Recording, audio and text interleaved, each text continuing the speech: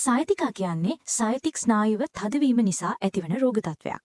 ප්‍රධාන වශයෙන් කොන්දේ කැක්කුම, උකුලේ වේදනාව, ඒ වගේම කකුල දිගේ පහළට යන වේදනාව ඇති වෙන්න පුළුවන්. ඒ වගේම මේකේ ප්‍රතිකාර නොකරොත් දිගටම කකුලේ හිරිගතියක් තියෙන්න පුළුවන්. ඒ වගේම කකුල පණ නැති වෙලා ඇවිද ගන්න බැරි වෙන්න පුළුවන්. මේ රෝගය පිළිබඳ මුලින්ම අඳුර ගන්න පුළුවන් රෝග ලක්ෂණ 7ක් බලමු. පළවෙනි එක තමයි කොන්දේ කැක්කුම. ඒ වගේම තට්ටම්වල වේදනාවක් එන්න පුළුවන්. දෙවෙනි එක තමයි කකුල දිගේ පහළට යන වේදනාව.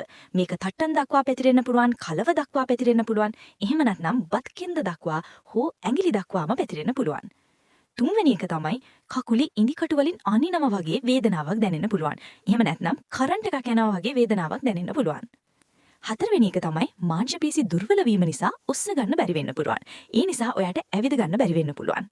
පස්වෙනි එක තමයි ඉරියව් වෙනස් වෙද්දී වේදනාව වැඩි වෙන්න පුළුවන්. ගොඩක් වෙලා ඉඳගෙන හිටියොත්, හෝ ගොඩක් වෙලා හිටගෙන හිටියොත්, හෝ නිදාගෙන හිටියොත් මේ වේදනාව වැඩි වෙන්න පුළුවන්. හයවෙනි එක තමයි මුළු කකුලේම හිරිවැ තියෙන්න පුළුවන්.